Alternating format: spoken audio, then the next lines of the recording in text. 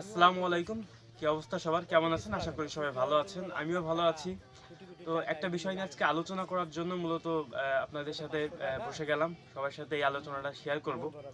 তো আজকে হচ্ছে রাত থেকেই আসলে একটা ভিডিও খুব ভাইরাল হয়েছে। যেখানে হচ্ছে জনপ্রিয় কনটেন্ট ক্রিয়েটর রিপন মিয়া। রিপন মিয়া হচ্ছে এতদিন যাবৎ মানুষের খুব প্রিয় একজন কনটেন্ট ক্রিয়েটর হয়েছিল। সবাই তাকে অনেক পছন্দ করত। বলা হচ্ছিল হেটার্স বিহীন কন্টেন্ট ক্রিয়েটার একমাত্র বাংলাদেশের তিনি হচ্ছেন রিপন মিয়া। কিন্তু আজ রাত থেকে আমি বিভিন্ন পোস্ট বিভিন্ন ভিডিওতে দেখছি যে তাকে আসলে অনেক বেশি বকাঝকা করতেছে, গালাগালি করতেছে, একদম ধুয়ে দিচ্ছে, অশিক্ষিত, চাষা ভুষা, অনেক কিছু বলতেছে।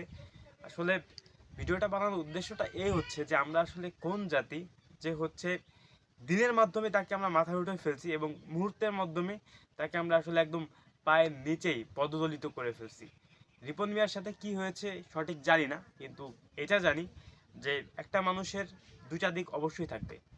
কোনো একটা মানুষের নির্দিষ্ট একটা দিক থাকে না, কারণ নির্দিষ্ট ভালো দিকটাই শুধু থাকে না। কারোর ভালো দিক আছে, খারাপ দিক আছে, ভালো দিক খারাপ দিক মিলেই হচ্ছে মানুষ। তো শুধু খারাপ দিক ভাবলে হবে না, ভালো দিকও তার ছিল। তো কি একটা ভিডিও তার ফ্যামিলিগত ভিডিও ভাইরাল হয়েছে বা কোনো একটা ইন্টারভিউ ছিল। তো সেখানে হচ্ছে যে তাকে নিয়ে অনেক কটু কথা হয়েছে এবং তার হচ্ছে অনেক ধরনের মানে লেগেন্স বের হয়েছিল তার ফ্যামিলিগত, বাবা মা এই সব টাইপের কিছু কথাবার্তা হচ্ছিল। তার বাবা মাকে নাকি সে দেখে না, তার বাবা মা নাকি তার সাথে দীর্ঘদিন যাবৎ কথাবার্তা বলে না।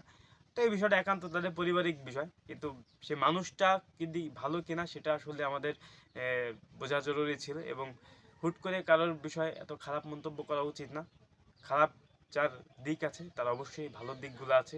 সবসময় আমরা খারাপ দিক না ভেবে ভালো দিকগুলাই দেখব। আশা করি বুঝতে পেরেছেন। সবাইকে ধন্যবাদ। ভালো থাকবেন।